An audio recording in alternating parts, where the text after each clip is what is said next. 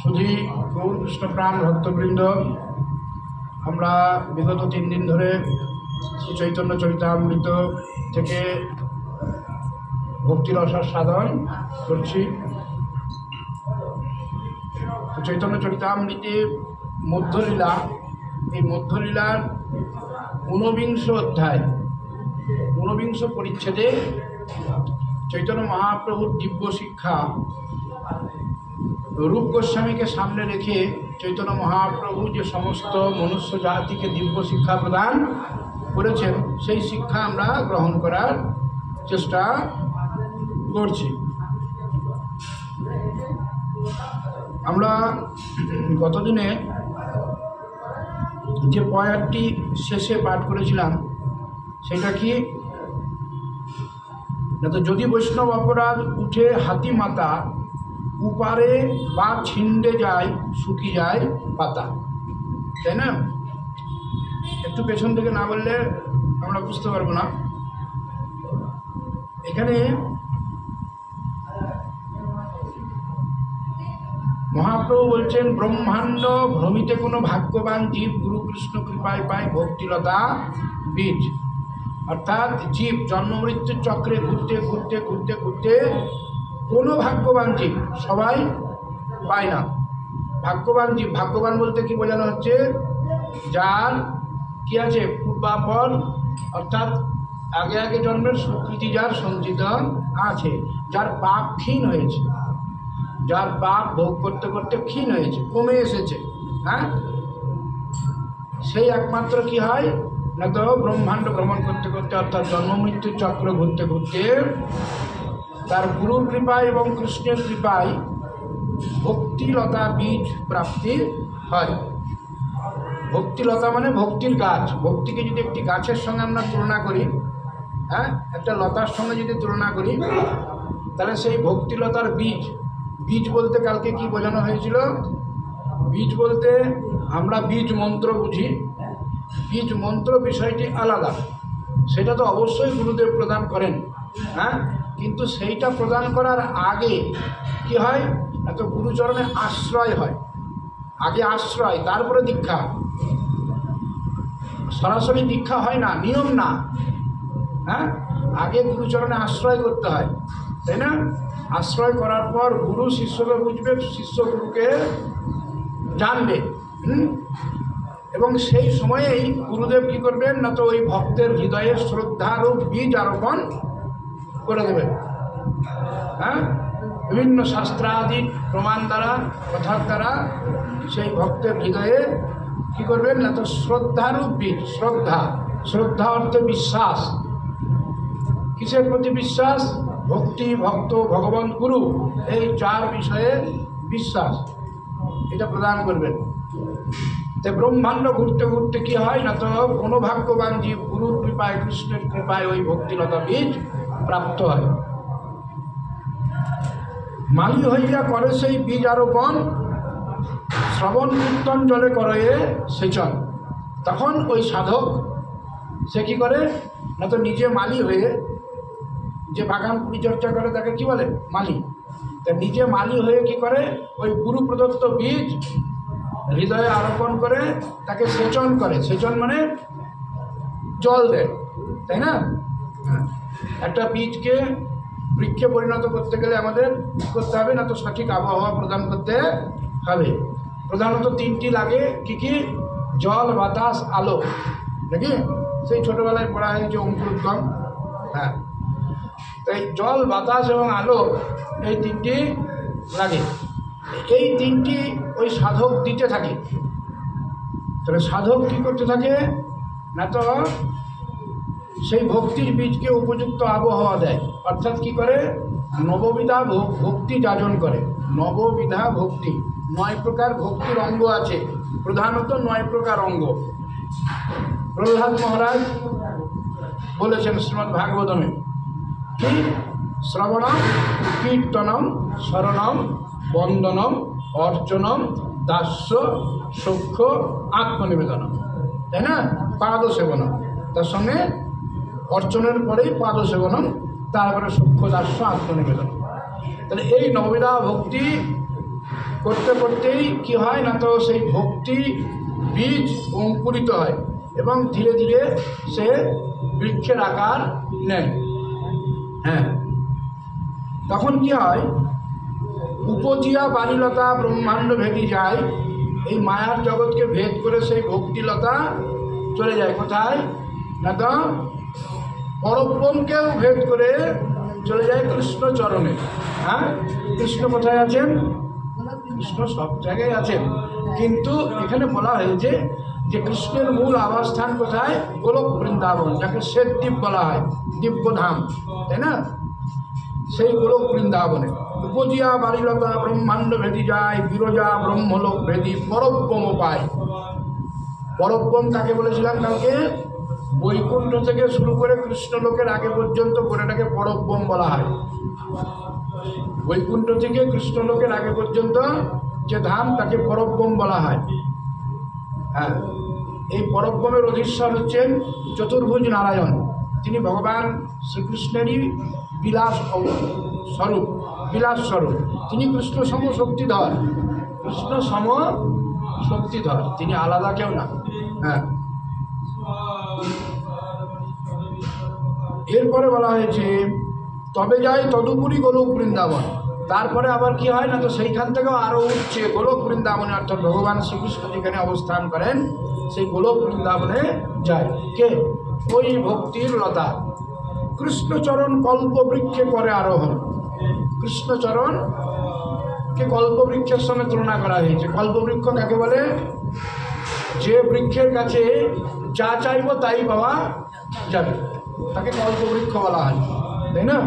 হ্যাঁ, কল্পতরু, কল্পবৃক্ষ তাকেই বলা হয় যার কাছে আমি যেটা চাইব সেটাই পাবো, তাই না?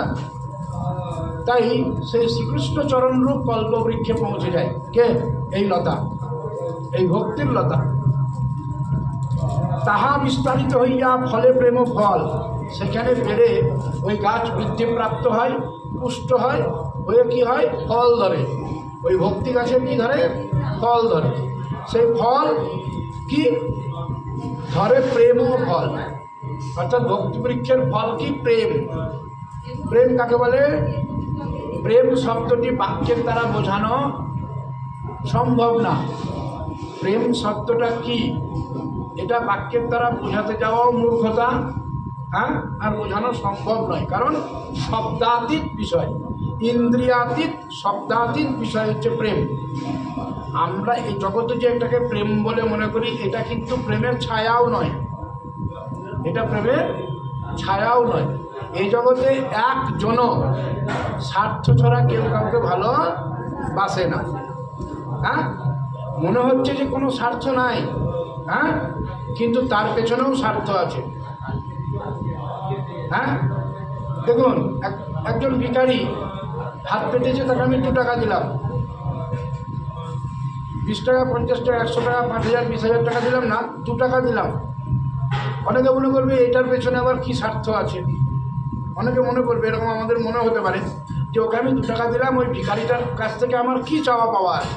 হ্যাঁ, আছে কি না, তো ওর পরলোকের চিন্তা আছে যে আমি ভিখারিকে 2 টাকা দিলাম মানে আমার পুণ্য সঞ্চয় হলো, মানে আমি ওখানে গিয়ে একটু সুখ পাবো, কি আমার মঙ্গল হবে, আমার সন্তানাদি ভালো থাকবে, হ্যাঁ, আমার সংসারের মঙ্গল হবে। এইটাও কিন্তু এখানে নিহিত আছে। তাই এই জগতে কেউ কাউকে কি করে না, স্বার্থ ছাড়া কেউ ভালোবাসে না, তাই না? তাই আমাদের মতো ক্ষুদ্র মস্তিষ্কের জীবকে প্রেম বোঝানো সম্ভব নয়। প্রেমের একটা ঝলক আমি একদিন আলোচনা করেছিলাম। হ্যাঁ, কৃষ্ণ প্রেমের ঝলক একটু আলোচনা করেছিলাম। ব্রজগোপীগণ কৃষ্ণকে বলছে, হে কৃষ্ণ, আমরা যখন বিরহে ক্রন্দন করি তখন তোমার চরণ যুগলকে আমরা বক্ষে ধারণ করে কিছুটা সন্তপ্ত হৃদয় আমাদের কি হয়? শান্ত হয়। আর তপ্ত হৃদয় আমাদের কিছুটা শান্ত হয়। তা আমাদের ভয় করে, কি ভয় করে? আমাদের এই কর্কশ হৃদয়ে তোমার ওই চরণে কি হয় না, কষ্ট হয় না তো? বুঝুন ভালো করে, তাই না? বলছে আমাদের এই কর্কশ হৃদয়ে কি না তো তোমার চরণ আমরা ধারণ করি ঠিকই, বিরহে যখন আমরা অত্যন্ত পীড়িত হই তখন আমরা তোমার চরণ যুগলকে আমরা পক্ষে ধারণ করি, কিন্তু আমরা এই চিন্তায় থাকি যে তোমার চরণে কি হয় না তো আমাদের এই কর্কশ হৃদয় চুবে যায় না তো। হ্যাঁ, তাহলে এইটা হচ্ছে কৃষ্ণ প্রেমের পরাকাষ্ঠা, মানে কৃষ্ণকে কতটা ভালোবাসে যে এই ধরনের কথা আসতে পারে। ব্রজ গোপীগণ কৃষ্ণের এতটুকু মাথা ব্যথা ভালো করার জন্য তারা অনন্তকাল নরককেও ভোগ করতে, জাগতিক দুঃখ তো আলাদা কথা, নরক পর্যন্ত ভোগ করতে পিছু পা হয় না। আত্মেন্দ্রিয় প্রীতিবাঞ্ছা তাহে কহে কাম, আর কৃষ্ণেন্দ্রিয় প্রীতি ইচ্ছা ধরে প্রেম নাম। তাহলে প্রেম কি না তো প্রেম হচ্ছে অন্যের ইন্দ্রিয়ের প্রীতির উদ্দেশ্যে আমার সমস্ত কর্মচেষ্টা, আমার সমস্ত কর্মচেষ্টা। এখানে কেউ করে এই জগতে মা বাবা স্ত্রী পুত্র কন্যা, হ্যাঁ, কুটুম্ব পরিবার পরিজন, পাড়ার লোক, গ্রামের লোক, শহরের লোক, দেশের লোক, কেউ নিঃস্বার্থ কাউকে ভালোবাসে? এখানে কেউ নিঃস্বার্থ ভালোবাসে না। আমরা দেখে মনে করি যে নিঃস্বার্থ ভালোবাসছে, কিন্তু সেখানেও স্বার্থ আছে। খুব ভালোভাবে সূক্ষ্ম বিচার করলে দেখবেন সেখানে কি আছে, স্বার্থ নিহিত আছে, তাই না? স্বামী স্ত্রীর পেছন পেছন ছুটছে রোগ ভালো করার জন্য, স্ত্রী স্বামীর পেছন পেছন ছুটছে রোগ ভালো করার জন্য, আগে পরে স্বার্থ আছে, আগে পরে স্বার্থ আছে, তাই না? হ্যাঁ, আমরা 4টে আপেল কলা নিয়ে এসে মায়ের কাছে দিই, তাতেও কিন্তু কি আছে, মাকে খুশি করা আমাদের চিন্তা নাই যে মা আমি এইটুকুই পারলাম, হ্যাঁ, কৃপা করে তুমি একটু গ্রহণ করো, তোমারই জিনিস, হ্যাঁ, তোমারই জিনিস, আমি তোমাকে এনে দিলাম। বাচ্চা ছেলে সেবা কাকে বলে? দেখুন, সেবা কাকে বলে? কিসে ভগবান খুশি হন? বাচ্চা ছেলেকে, 2-3টে বাচ্চা ছেলে আছে, বাবা এসে 3জনকে 3 প্যাকেট কি দিল, বিস্কুট হোক, হ্যাঁ, বা সেও ভাজা হোক বা মিষ্টি হোক দিল, ওদের মধ্যে একজন ছুটে গিয়ে বাবাকে আগে একটু খাওয়াচ্ছে, হ্যাঁ, নিয়ে তারপরে খাচ্ছে। বাবার কতটা আনন্দ হবে সেই সন্তানটির প্রতি, আর বাকি 2টো প্যাকেট খুলে খুলে গপ গপ করে খাচ্ছে, হ্যাঁ, বাবারই দেওয়া জিনিস, হ্যাঁ, বাবা কিন্তু সব খেয়ে নেবে না খাওয়াতে গেলে, বাবা হয়তো 1টা-2টো মুখে নেবে, ছেলে বলছে বলে। তাহলে বাবা ওই সন্তানটির প্রতি কত খুশি হবেন, বুঝুন ভালো করে। এইটা হচ্ছে সেবা। আমাদের দেওয়ার সামর্থ্য আছে, আমাদের প্রাণটাও তো ভগবানের ভিক্ষা, হ্যাঁ, আমরা যে বেঁচে আছি সেটাও তো ভগবানের কৃপা, হ্যাঁ। ভগবানকে আমরা আপেল কলা সন্দেশ মন্ডা দিতে পারি না, কাপড় পরাতে পারি? হ্যাঁ, ওইগুলোর দ্বারা আমাদের আনুগত্য আমরা প্রকাশ করতে পারি। ভাবটা কেমন থাকবে? ওই বাচ্চাটা যেমন কি বাবারই এনে দেওয়ার জিনিস নিয়ে গিয়ে আগে বাবাকে, যে বাবা একটু খাও, হ্যাঁ, তাহলে বাবা ওইখানে কিন্তু প্রেমে আপ্লুত হবে, কার সেবায়? সেই সন্তানের সেবায়। তাই আমাদেরকে ভগবান যে কৃপা করে সব দিয়েছেন সেইগুলো ওই বাচ্চা ছেলের মতো ভেতর থেকে সমস্ত নোংরা সরিয়ে দিয়ে কী করা উচিত? ভগবানকে আগে দেওয়া উচিত, যে প্রভু তুমি পাও, তারপরে আমি। তবে যাই তদুপরি গোলক বৃন্দাবন, কৃষ্ণচরণ কল্পবৃক্ষে করে আরো হন। কে? ওই ভক্তিলতা, তাই না? তাহা বিস্তারিত হইয়া ফলে প্রেম ফল, সেইখানে বিস্তারিত হয়ে গাছ বড় হয়ে কি হয়? প্রেম ফল ধরে, প্রেমের ফল ধরে। প্রেম কি সেটা বোঝানো কিন্তু সম্ভব নয়, কেবল অনুভব ব্যক্ত, অনুভব করার বিষয়। এই জাগতিক প্রেম দিয়েই আমরা ওই প্রেমকে অনুভব করতে পারবো, মানে কিছুটা বুঝতে পারবো, হ্যাঁ। জাগতিক প্রেম দিয়েই আমরা কি করতে পারবো না, তো সেই প্রেম একটু অনুভব করতে পারবো। তার জন্য আমাদের এই জগতের সখ্য দাস্য বাৎসল্য মধুর প্রেমের সঙ্গে তুলনা করে ওই প্রেমকে বোঝানো হয়েছে, হ্যাঁ। সেই প্রেম ফল ফলে তাহা বিস্তারিত হইয়া ফলে প্রেম ফল, ইহা মালি সেচে নিত্য শ্রবণাদি জল, হ্যাঁ। সেখানে প্রেম ফল ফলে, আর মালি কিন্তু ওই শ্রবণ কীর্তন স্মরণ বন্ধন রূপ সেচন কিন্তু দিতেই থাকে, ওইটা কিন্তু বন্ধ হয় না। যেদিন থেকে ভক্তির বীজ এখানে আরোপণ হয়েছে সেই দিন থেকে কিন্তু ভজন চলবে, বন্ধ হবে না। এরপর কি বলছেন? যদি বৈষ্ণব অপরাধ উঠে হাতি মাতা, যদি বৈষ্ণব অপরাধ উঠে হাতি মাতা উপারে বা ছিন্নে যায় শুকি যায় পাতা। যদি এইরকম করতে করতে কি হয় না, তো বৈষ্ণব অপরাধ যদি হয়ে যায় কোনো কারণে অজান্তেও যদি কি হয়ে যায়, বৈষ্ণব অপরাধ হয়ে যায়, তাহলে কি হয় না, তো সেই বৈষ্ণব অপরাধ ওই ভক্তি বৃক্ষের গোড়া থেকে ছিঁড়ে ফেলতে পারে, উপড়ে দিতে পারে, বা ডালপালা ছিঁড়ে ফেলে দিতে পারে। তখন কি হয়, ওই গাছের সব পাতা ডাল শুকিয়ে যায়। এরপরে যতই শ্রবণ কীর্তন স্মরণ বন্দন করুক, জল দেব, উপড়ে দেওয়া গাছকে যদি জল দেওয়া হয়, সেই গাছে আর গাছটা ঠিক হবে? উপড়ে দিয়েছে বা ছিঁড়ে দিয়েছে, তারপরে জল ঢাললেও কি আর গাছটা ভালো হবে? হবে না। 1 নম্বর বৈষ্ণব অপরাধ হচ্ছে কোনো বৈষ্ণবকে প্রহার করা, মারা। তারপরে কোনো বৈষ্ণবের নিন্দা করা, কোনো বৈষ্ণবের দ্বেষ করা, কোনো বৈষ্ণবের অবমাননা করা, কোনো বৈষ্ণবকে কোনো বৈষ্ণবের প্রতি ক্রোধ প্রদর্শন করা, রাগ দেখানো, আর কি হর্ষ প্রকাশ না করা, বৈষ্ণব দর্শন করে হর্ষ আনন্দ প্রকাশ না করা, এগুলো হচ্ছে সব বৈষ্ণব অপরাধ। আমরা এগুলোকে গুরুত্বই দিই না, তক্কাই করি না। হয়তো প্রহার করতে যায় না, খারাপ কথা বলতে যায় না, কিন্তু বাকিগুলো করি। ওই অমুক ভক্ত হলো নাকি, ওই অমুক তো আরে সে ভক্ত না অভক্ত আমার দেখার কি দরকার? তার জন্য ভগবান আছে, আমার বিচার করার কি ক্ষমতা আছে? এই জগতে কেউ কাউকে বিচার করতে গেলে চিন্তা করতে হবে যে কাউকে যদি মনে হচ্ছে চালন, তো আমি ঝান না। কাউকে দেখে যদি মনে হচ্ছে ও চালন, তাহলে আমি কিন্তু ঝান না। ওর পেছনের ফুটোগুলো দেখতে যাচ্ছি কটা আছে। চালনের পেছনে কি থাকে? ফুটো থাকে।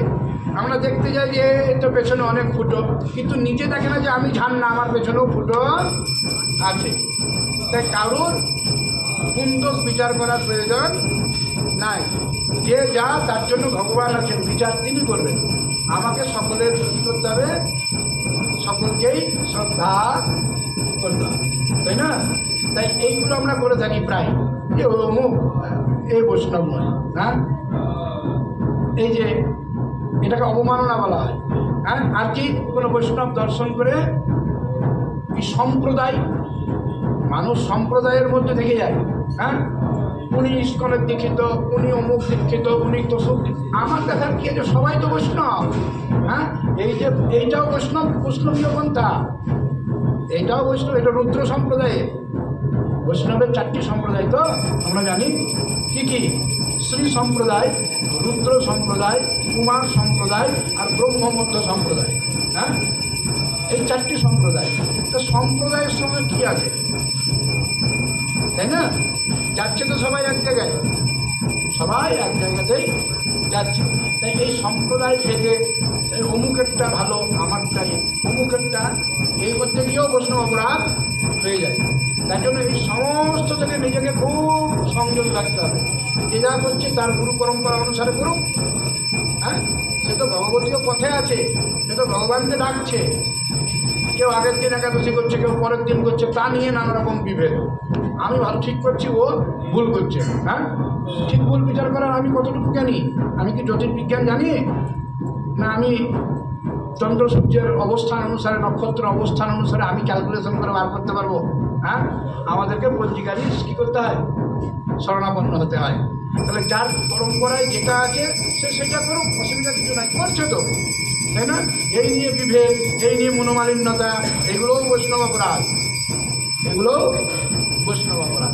এইভাবে বৈষ্ণব অপরাধ হলে কি হবে না, তো ভক্তি বৃক্ষ একেবারে নষ্ট হয়ে যাবে। তাই বলছে যদি বৈষ্ণব অপরাধ উঠে হাতি মাথা, উপরে বা ছিন্নে যায় শুকি যায় পাতা। তাতে মালি যত্ন করি করে আবরণ, তাতে মালি যত্ন করি করে আবরণ। অর্থাৎ যদি ওই সাধক, যিনি ভক্তিবৃক্ষকে বড় করছেন সেচন জল দিয়ে, তিনি যদি সেই বৈষ্ণব অপরাধ, নাম অপরাধ, ধাম অপরাধ, সেবা অপরাধ, এই সবের চিন্তা ভাবনা করে কী করেন, যদি আবরণ দেন, আবরণ মানে বেড়া।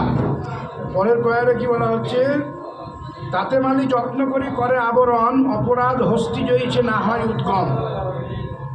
ভক্তিবৃক্ষকে জল সেচন দ্বারা বড় করার সময় ভগবান বললেন যে কীভাবে ভক্তিলতা বীজ প্রাপ্তি হয়।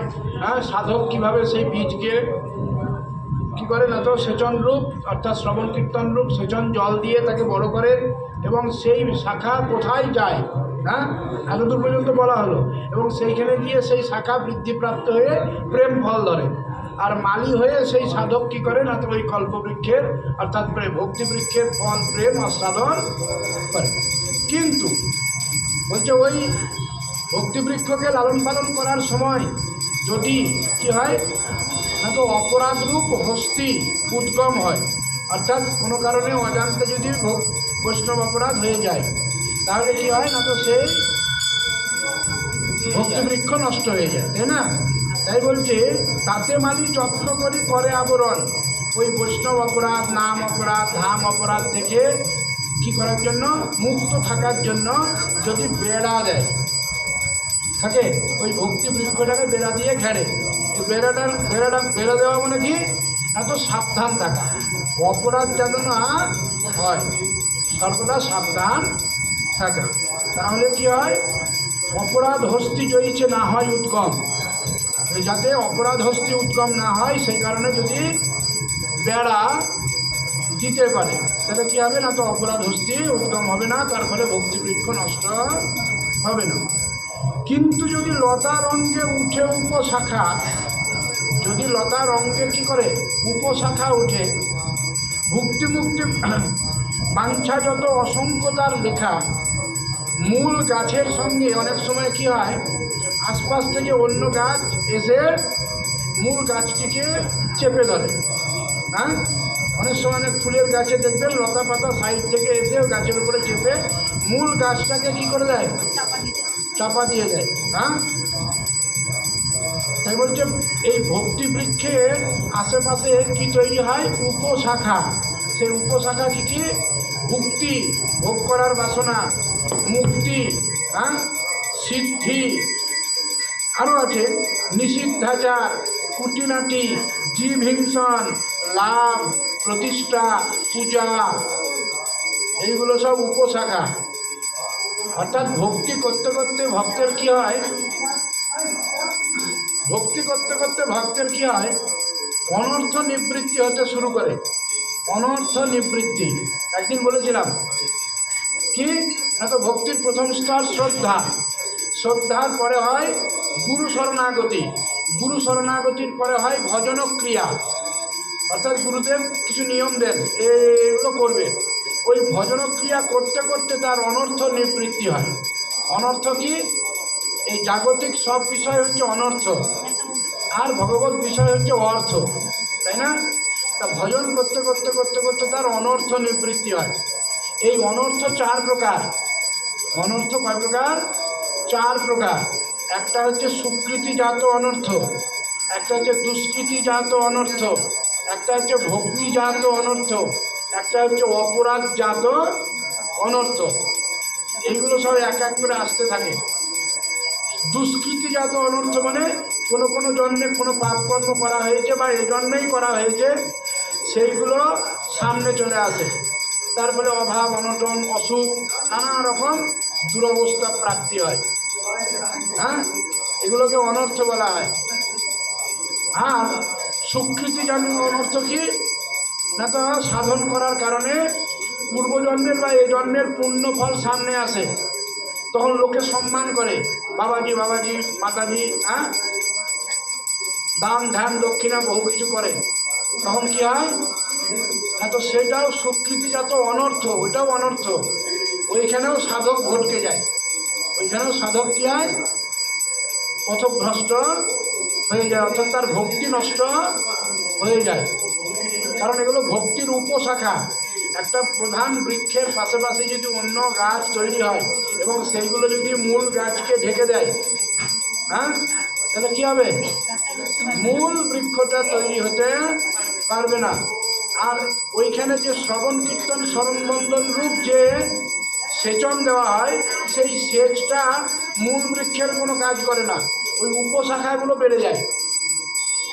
খুব সূক্ষ্ম বিষয়, কিন্তু অবহেলা করে শুনলে কিন্তু অনুভব হবে না। খুব ভালো করে বুঝুন, ভক্তি করছেন, করতে করতে পাশে পাশে উপশাখা তৈরি হবে ভক্তি বৃক্ষের সঙ্গে সঙ্গে। যেই ভক্তি করতে শুরু করবেন তখনই হবে। হ্যাঁ, ভক্তি করার আগে কিন্তু হবে না। দেখবেন যারাই ভক্তিতে খুব বেশি প্রবেশ করে তাদের পরীক্ষা হয় বেশি। হ্যাঁ, হয় না? কেন না, তো ভজন করতে করতে অনর্থ নিবৃত্তি হয়। অনর্থ কী কী বললাম? দুষ্কৃতিজাত অনর্থ, সুকৃতিজাত অনর্থ, ভক্তিজাত অনর্থ এবং অপরাধজাত অনর্থ। দুষ্কৃতিজাত অনর্থ কাকে বললাম? পূর্বজন্ম বা এই জন্মের কি পাপ, সেটা সামনে আসে, সেগুলো ভোগ হয়, তাড়াতাড়ি ভোগ হয়। সাধারণ লোকের ধীরে ধীরে ভোগ হয়, আর যে সাধন করে তার তাড়াতাড়ি ভোগ হয়। ভগবান তাকে তাড়াতাড়ি ক্লিয়ার করে চরণ প্রদান করেন।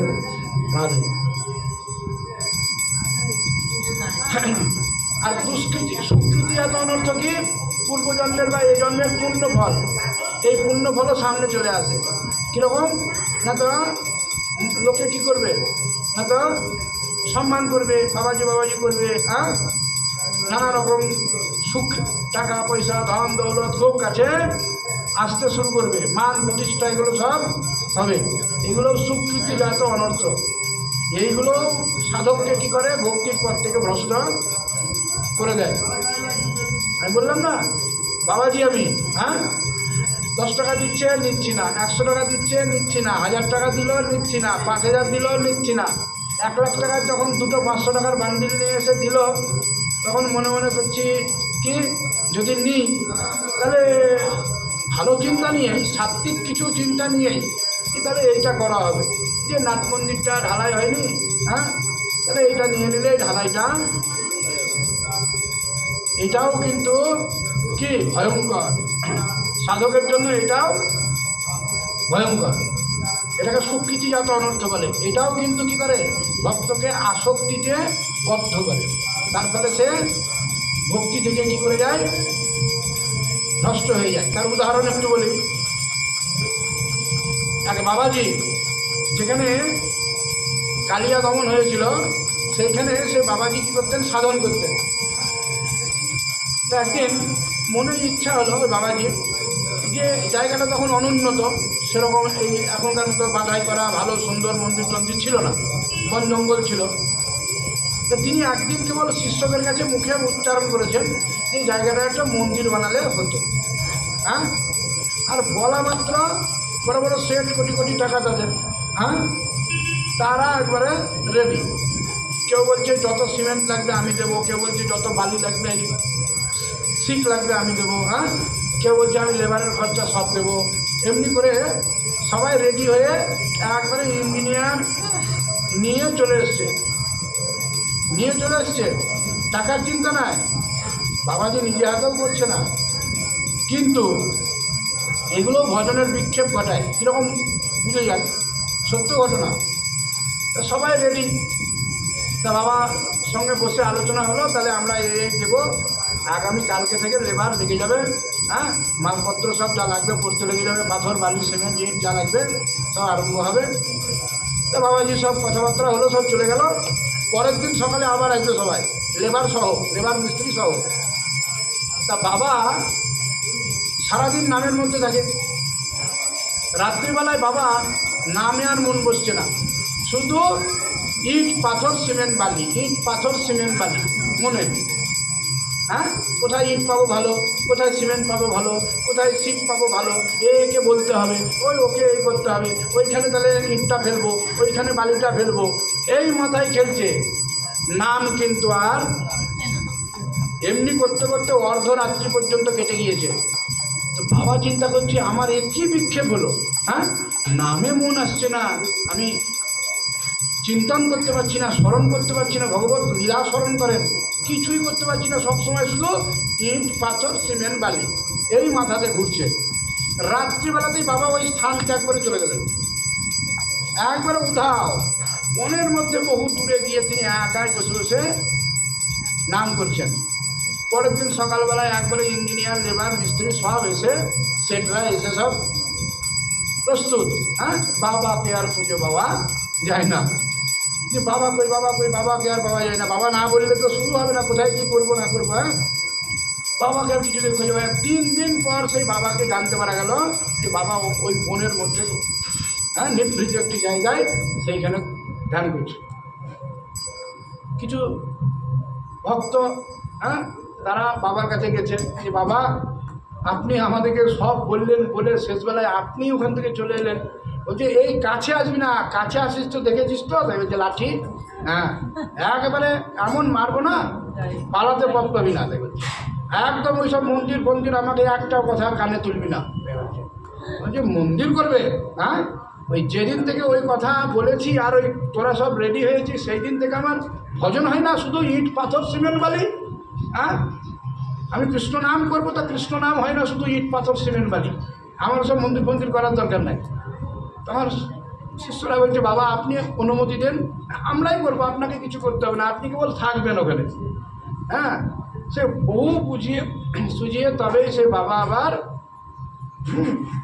বিনোদ বাবার গুরুদেব, বিনোদ বাবার বৃন্দাবনের রাধাকুণ্ডে যিনি বিনোদ বাবা আছেন না, সিদ্ধ বাবা বিনোদ বাবা, হ্যাঁ, তার গুরুদেব এই পরিস্থিতি।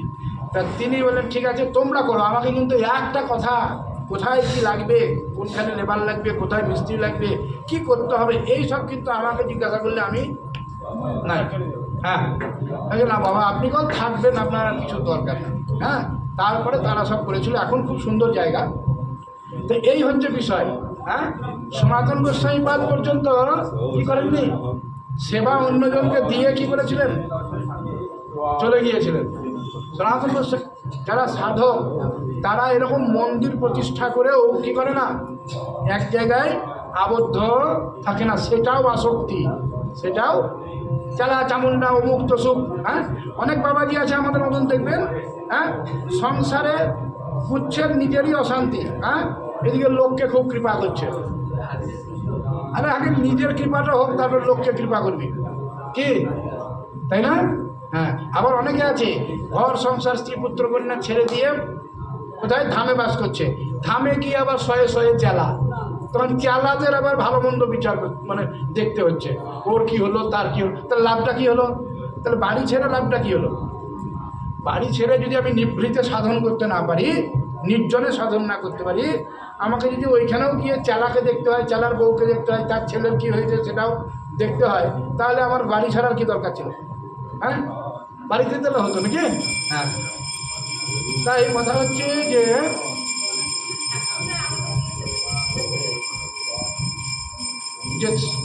ভজনক্রিয়া করতে করতে অনর্থ নিবৃত্তি হয়। এই অনর্থ 4 প্রকার। একটা হচ্ছে সুকৃতিজাত অনর্থ, একটা দুষ্কৃতিজাত অনর্থ।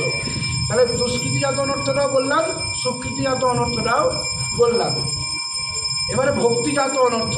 ভক্তিজাত অনর্থ কেমন না, তো ভক্তি করতে করতে অনেক সময় আমাদের হৃদয় কী হয়, আকুল হয় ভগবানের জন্য।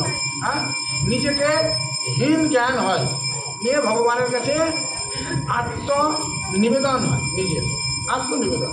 এর কারণে কি হয় না, তো অনেক সময় 2 ফোঁটা চোখের জল চলে আসে, অরিজিনালি চলে আসে 2 ফোঁটা চোখের জল, কিন্তু তার একটুকু জ্ঞান আছে, শাস্ত্র জ্ঞান, ও জানে যে এইটা প্রেমের জল, তাই অন্য ভক্তকে ও দেখাচ্ছে এমনি করে চোখ ঘুরিয়ে।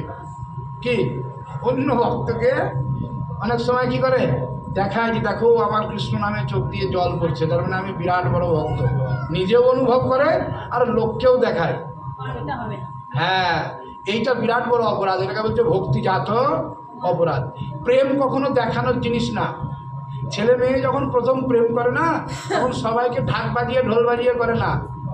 ঢোল বেজে যায় যখন, সবাই আর তারা যখন নিজেকে আবরণ করতে পারে না, তখন সবাই জেনে যায়। তার আগে কিন্তু ফুসফাস করে করে। তাই প্রেম কিন্তু গোপনীয়, যত গোপন করা যায় প্রেম তত মিষ্টি। হ্যাঁ, প্রেম যখন ব্যক্ত হয়ে যায় তখন আর প্রেমের রস থাকে না, তাই না? তাই কৃষ্ণ প্রেমও তাই। আমার চোখ দিয়ে জল আসছে, লোকে তাই জানবে কেন? হ্যাঁ, আমার কি হচ্ছে লোকে জানবে কেন? হ্যাঁ, যখন জানবে, কখন জানবে?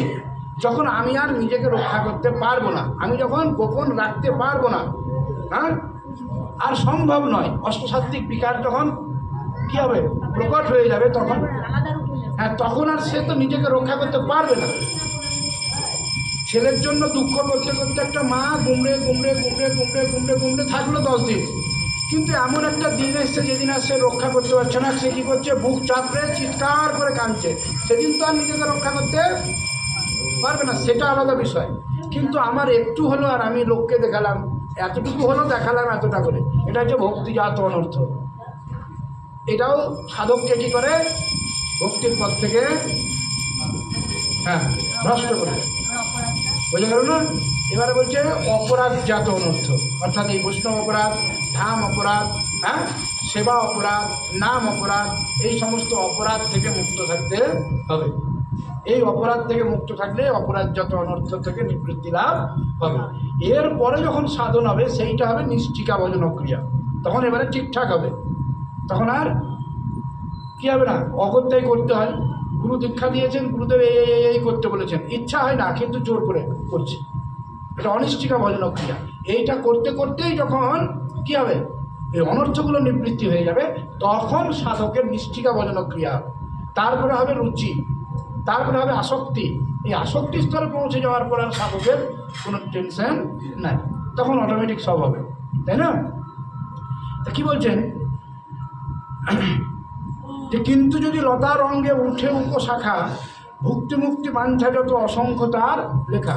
ওই ভক্তি বৃক্ষ যখন আমি লালন পালন করে বড় করছি, তখন যদি আশেপাশে কী হয়, উপশাখা তৈরি হয়। উপশাখা কী কী, ভক্তি মানে ভোগ করার ইচ্ছা, মুক্তি পাওয়ার ইচ্ছা, তাই না? তারপরে নিষিদ্ধাচার, বেদ নিষিদ্ধ কর্ম যদি করতে থাকে, কুটিনাটি অর্থাৎ কুতর্ক, লোকের সঙ্গে যেটাকে বলে এড়ে তর্ক, মানে কোনো মানে নাই কিন্তু তর্ক, এগুলোকে বলছে কুটিনাটি। কুতর্ক করা, অন্তরের কুটিলতা রাখা, আর কি জীব হিংসন, অন্য জীবের প্রতি হিংসা ভাব, আর কি লাভ, সবসময় কিসে আমার লাভ হবে, প্রতিষ্ঠা, আমাকে সবাই বড় করে দেখুক, পূজা, কেউ আমাকে কী করুক, মানুক, আমাকে ছাড়া যেন না চলে, এমন ভাব অন্তরে যদি প্রকাশ পায়, এগুলো হচ্ছে ভক্তিলতার আশেপাশের সব উপশাখা। এগুলোকে আগাছা বলা হয়, আগাছা। এই আগাছাগুলো যদি তৈরি হয় তাহলে কি হবে না, তো অরিজিনাল যে শাখা, যে গাছটার জন্য আমি চেষ্টা করছি, জল দিচ্ছি, শ্রবণ কীর্তন স্মরণ বন্দন করছি, তার যে শক্তি, সেই শক্তিগুলো ওই ভক্তিবৃক্ষকে না বাড়িয়ে এইগুলোকে বাড়িয়ে দেবে। ধানে নিরান দেওয়া হয়, সবাই জানেন কেন? ধানে নিরান দেওয়া হয়, তারপরে সার দেওয়া হয়। সারটা আগে দেওয়া হয় না, কেন না, তো ধান সেই সার খাওয়ার আগেই ওই উপশাখা যেগুলো নিরান, তারাই ওই সারটাকে নিয়ে নেবে, তাহলে সারটা কোনো কাজে লাগবে না। ধানের গাছের জন্য তো আমি সারটা দেবো, সেইটা কিন্তু তাই ওগুলো কী করতে হবে, আগে উপশাখাগুলোকে বা অর্থাৎ নিরানগুলোকে উপড়ে ফেলতে হবে, তারপরে সার দিতে হবে। তাই কি বলছে, সেচ জল পাইয়া উপশাখা বাড়ি যায়। ওই যে যেটা বললাম, সেচ জল পেয়ে উপশাখা বেড়ে যায়, স্তব্ধ হইয়া মূল শাখা বাড়িতে না পায়। মূল শাখা ভক্তির যে গাছ, সেইটাই আসল, সেইটাই আর বাড়তে পারে না।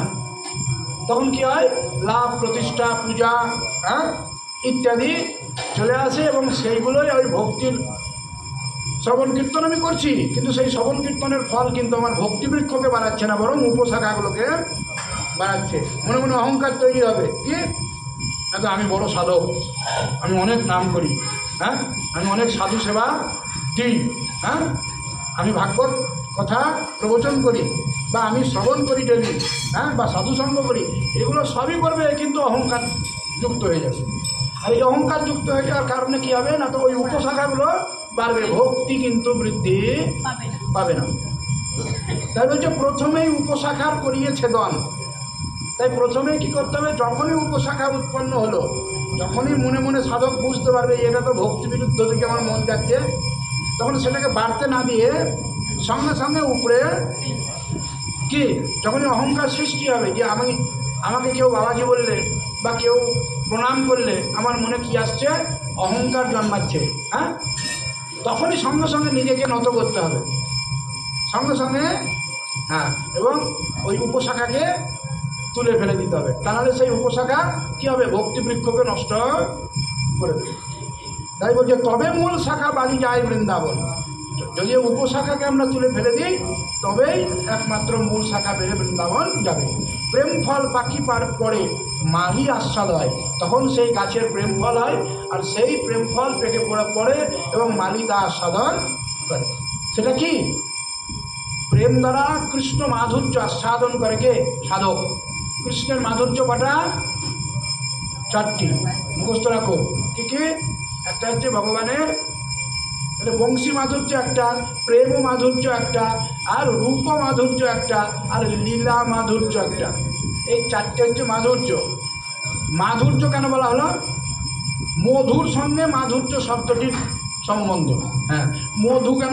মধু মধু হচ্ছে এই জগতের সব থেকে মিষ্টি বস্তু। এই জগতের সব থেকে মিষ্টি বস্তু হচ্ছে মধু। অত্যন্ত জটিল শর্করা, মধু অত্যন্ত জটিল শর্করা। তার জন্য আমরা কথায় কথায় মিষ্টি বেশি বোঝানোর জন্য দেখবে মধুর মতো এই কথাটা বলি আমরা, তাই না? মধুর মতো, ওই রসগোল্লার মতো কিন্তু কেউ বলে না, বলে কি? হ্যাঁ, আমরা মিষ্টি, অতিরিক্ত মিষ্টি বোঝানোর জন্য আমরা এই শব্দটাই ব্যবহার করি যে মধুর মতো। হ্যাঁ, তা ভগবানের ওই রূপ, গুণ, লীলা, মুরলী, হ্যাঁ, এগুলো সব কি? প্রেম, সব হচ্ছে মধুর মতো। এবং সেই মাধুর্য কেমন মাধুর্য? অসমর্থ। অসমর্থ মানে তার সমান মাধুর্যও হয় না, আর তার থেকে অতিরিক্ত তো হয়ই না। মানে এত মাধুর্য যদি তার সমান মাধুর্য আর অন্য কোথাও পাওয়া যাবে না, বা তার থেকে অতিরিক্ত মাধুর্য কোথাও পাওয়া। তা সেই মাধুর্য আস্বাদন করে ওই প্রেম ফল প্রাপ্তি হয়ে প্রাপ্ত করে কে? মালিরূপী সেই সাধক। হ্যাঁ, প্রেম ফল পাখি পরে মালি আস্বাদ হয়, লতা আলম্বী মালি কল্প বৃক্ষ পায়। ওই লতাকে আলম্বন আরো করে অবলম্বন করে কি করে? অর্থাৎ ওই ভক্তিকে অবলম্বন করে সাধক কল্পবৃক্ষরূপী কৃষ্ণচরণ লাভ করে। তাহা সেই কল্পবৃক্ষের করয়ে সেবন, তাহা সেই কল্পবৃক্ষের করয়ে সেবন। সেইখানে কি করে না, তো ওই সাধক কল্পবৃক্ষরূপী শ্রীকৃষ্ণ চরণে সেবা করে। তাহা সেই কল্পবৃক্ষের করয়ে সেবন, সেইখানে ওই কল্পবৃক্ষ অর্থাৎ শ্রীকৃষ্ণের সেবা সে করে। আর কি? সুখে প্রেম ফল রস করে আস্বাদন। সুখে প্রেম ফল রস করে আস্বাদন, তাই না? আমরা মনে করছি কি না এমন মানে রস বা কি এমন মাধুর্য, তাই না? ভগবানের যে রূপ, সেই রূপ দর্শন করে আর চোখ ওখান থেকে হিলবে না। এই জগতে কোনো যুবতী স্ত্রী বা কোনো যুবক পুরুষকে দুইজনকে দেখলে চোখ ফেরাতে পারে না, অত্যন্ত সুন্দর বা সুন্দরী হলে। হ্যাঁ, এই জগতে পচা দেহের এখন খুব অহংকার, একটা রোগ হলে তখন কুকুর সেজে যেতে হয় আমাদের। সেই দেহে এত সৌন্দর্য যে দেখে একে অপরের চোখ ফেরাতে পারে না। হ্যাঁ, কত কবি কত কবিতা লিখেছেন, কত গান লিখেছেন এই দেহের প্রেম এবং সৌন্দর্যকে নিয়ে, তাই না? তাহলে যিনি সমস্ত সৌন্দর্যের শেষ পরাকাষ্ঠা, তার রূপ দর্শন করলে কি সুখ, সেটা কিন্তু আমি বলেছি আগেই যে ভাষার দ্বারা প্রকাশ করা যাবে না। কারণ আমরা হচ্ছি নিম গাছের পোকা, আমাদেরকে রসগোল্লার স্বাদ জিজ্ঞাসা করলে আমরা কেউই বলতে পারবো না। আর এই রসগোল্লা এমন যে আস্বাদন করে সে আর ভাষার দ্বারা প্রকাশ করতে পারে না। যে আস্বাদন করে সেই নিজেই অনুভব করতে পারে, কাউকে বোঝাতে পারে না। আর বোঝালেও তো বুঝবে না। একটা নিম গাছের পোকাকে যদি আমি রসগোল্লার স্বাদ বোঝাতে যাই, শব্দের দ্বারা বোঝাতে পারবো? নিজের যদি অনুভূতি না থাকে তাহলে কোনো ওই এটার মতো বা অমুকের মতো তসুকের মতো করে বোঝাতে হবে তো আমাকে, তাই না? কিন্তু সে যদি কোনোদিন নিম রস ছাড়া আর অন্য কোনো রস পান না করে থাকে, তাহলে তাকে কি আমি মিষ্টি রস সম্বন্ধে ধারণা করাতে পারবো? কোনোদিনই পারবো না, তাই না? হ্যাঁ, তাই শব্দের দ্বারা কিন্তু বোঝানো সম্ভব নয়। তাই কি বলছেন না, তো সুখে প্রেম ফল রস করে আস্বাদন, এই তো পরম ফল। বলছে এই হচ্ছে জীবের একমাত্র পরম প্রাপ্তি, এর উপরে আর কোনো প্রাপ্তি নাই। পরম পুরুষার্থ, যার আগে তৃণতুল্য চারি পুরুষার্থ। দেখুন বলছে এই তো পরম ফল, কি পরম পুরুষার্থ, যার আগে তৃণতুল্য চারি পুরুষার্থ। বলছে এই যে কৃষ্ণ প্রেম, এই কৃষ্ণ প্রেম হচ্ছে পুরুষার্থের শিরোমণি। পুরুষার্থ কাকে বলে? আমরা জগতে যেগুলো চাই তাকে বলে পুরুষার্থ। আমরা জগতে যেগুলো চাই তাকে কি বলে? পুরুষার্থ। এর বাইরে আমরা কিছু চাই না। সেটা কি কি? ধর্ম, অর্থ আর কাম, এই জগতের বস্তু। ধর্ম, অর্থ, কাম। আর আরেকটা জিনিস চাই, সেটা হচ্ছে মোক্ষ। মৃত্যুর পরে যেন আমার মোক্ষ প্রাপ্তি হয়, অর্থাৎ অত্যন্তিক দুঃখ নিবৃত্তি হয়। এই চারটে জিনিস সবাই চায়। হ্যাঁ, কৃষ্ণপ্রেম সবাই চায় না, কিন্তু বলছেন এই চারটির ঊর্ধ্বে হচ্ছে কৃষ্ণপ্রেম, যেখানে এই চারটি হচ্ছে তৃণতুল্য। কৃষ্ণ প্রেমের কাছে এই চারটি তৃণতুল্য, কিছুই নয়। কি কি সেটা বুঝুন। ধর্ম, ধর্ম কাকে বলে আর ধর্মের ফল কি সেটা বুঝুন। কেন তৃণতুল্য সেইটা বুঝুন। বলছে ধর্ম মানে কি? বেদের কর্মকাণ্ডকে সামনে রেখে বৈদিক বিধান অনুসারে ধর্ম করা, অর্থাৎ বিধান অনুসারে মেনে চলা, একে বলছে ধর্ম। তার ফল কী হবে? যদি ঠিকঠাক চলতে পারে তাহলে তার ফল হচ্ছে স্বর্গ। তার ফল স্বর্গ। হ্যাঁ, তা স্বর্গ গেলে কি আমরা রাজা হয়ে যাব? হ্যাঁ, আগে আগে আলোচনা করেছি, স্বর্গ গেলেই কিন্তু রাজা হতে পারবো না। ক্ষীণে পুণ্যে মর্তলোকম বিসন্তি, আবার পুণ্য ক্ষীণ হয়ে যাবে, আমাকে আবার এখানে এসে করতে হবে। তাহলে পরম প্রাপ্তি হলো কি? যে যা পেলে আর কখনো কোনো আকাঙ্ক্ষাই থাকে না, অর্থাৎ তাকে আর ভিখারি হতে কোনো দিন হয় না। আমার খিদে পেয়েছিল, আমি এক প্লেট কি পেলাম, ভাত খেয়ে নিলাম, আমার খিদে মিটে গেল, কিন্তু আবার 3 ঘন্টা পরে, তাই না? এই স্বর্গপ্রাপ্তিও তাই। ধর্ম করার ফলে কি পেলাম? স্বর্গ। কিন্তু টাইম শেষ হয়ে গেলে আবার ভিখারি হয়ে গেলাম, আবার এখানে এসে পড়তে হবে। তাহলে কেমন বুঝতে পারছেন? এবারে বলছে অর্থ। অর্থ মানে এই সমস্ত এই জগতে, এই জনজগতে আমাদের যে সমস্ত চাহিদা, এটা বলছে অর্থ। টাকা পয়সা, গয়না গাটি, জমি, স্ত্রী, পুত্র, কন্যা, কুটুম্ব, এগুলো সব অর্থ। হ্যাঁ, এই অর্থও কিন্তু জীবকে পরম সুখ প্রদান করতে পারে না। যার ক্যান্সার, হ্যাঁ, লিভারে টোটাল ছড়িয়ে গেছে, এমনকি বোন মেরুতেও, তার টাকা বাঁচাতে পারবে? তাকে পারবে না। হ্যাঁ, তাহলে অর্থও কিন্তু পরম সুখ প্রদান করতে পারে না। সব আছে, সন্তান নাই, কোটি কোটি টাকা। হ্যাঁ, দিল্লি, বোম্বাই, কলকাতা সব জায়গায় 10টা করে বাড়ি আছে, গাড়ি আছে 40টা, কিন্তু সন্তান নাই। টাকা দিতে পারবে, যেভাবে দিতে পারবে ওটা দেওয়া না, ওরকম একটা কারণ নিয়ে নিলেও হবে, তাই না? হ্যাঁ, তাহলে অর্থও কিন্তু আমাকে পরম সুখ প্রদান করতে পারে না। তাহলে ধর্ম বুঝলেন, অর্থ বুঝলেন। হ্যাঁ, এবারে বলছে কাম। কাম কি জিনিস? কাম হচ্ছে এই জাগতিক বিষয় ভোগ করার তীব্র ইচ্ছাকে বলে কাম। আর এই কামকে শাস্ত্রে বলা হয়েছে জ্বলন্ত অগ্নি। জ্বলন্ত অগ্নি কখনো কি হয় না? অগ্নির কখনো পিপাসা মেটে না। জ্বলন্ত অগ্নি, হ্যাঁ, যার দ্বারা সে জ্বলছে, যে ফুয়েল, হ্যাঁ, সে ফুয়েল যত দেব অগ্নি তত জ্বলবে, তাই না? আমি জ্বলন্ত অগ্নিতে যদি ঘি প্রদান করি তাহলে কী হবে? সে অগ্নি নির্বাপিত হবে না জ্বলবে? আরও বেশি জ্বলবে, তাই না? তা এই বিষয়, রূপরস গন্ধ স্পর্শ শব্দ হচ্ছে এই পঞ্চ বিষয়। এই বিষয় হচ্ছে ওই কামনার কি? ঘি। আমরা যত দেব কি মনে হবে? আরও নেই, আরও নেই। হ্যাঁ, তাই না? এমনি করতে করতে এই কামনার নিবৃত্তি কোনো দিন হয় না, কোনো দিন হয় না। শাস্ত্র বলছে, বেদ বলছে যে এই জগতের যদি কোনো একজন রাজা হয়, গোটা পৃথিবীর রাজা, সে যদি সুন্দর হয়, স্বাস্থ্যবান হয়, বুদ্ধিমান হয়, লোক তার অনুকূল হয়, প্রজা তার অনুকূল হয়, হ্যাঁ, তাহলে তার মতন সুখী এই জগতে আর কেউ নাই। তা শাস্ত্র বলছে এইরকম রাজার 1000 গুণ সুখী একজন মনুষ্য গন্ধর্ব, গন্ধর্ব লোকের, হ্যাঁ, তার 1000 গুণ সুখী একজন দেব গন্ধর্ব, তার 1000 গুণ সুখী একজন পিতৃলোকবাসী, তার 1000 গুণ সুখী একজন আজানুজ কর্মদেব, তার 1000 গুণ সুখী একজন কর্মদেব, তার 1000 গুণ সুখী একজন নিত্যদেব, তার 1000 গুণ সুখী একজন ইন্দ্র, তার 1000 গুণ সুখী বৃহস্পতি, তার 1000 গুণ সুখী প্রজাপতি, তার 1000 গুণ সুখী ব্রহ্মা।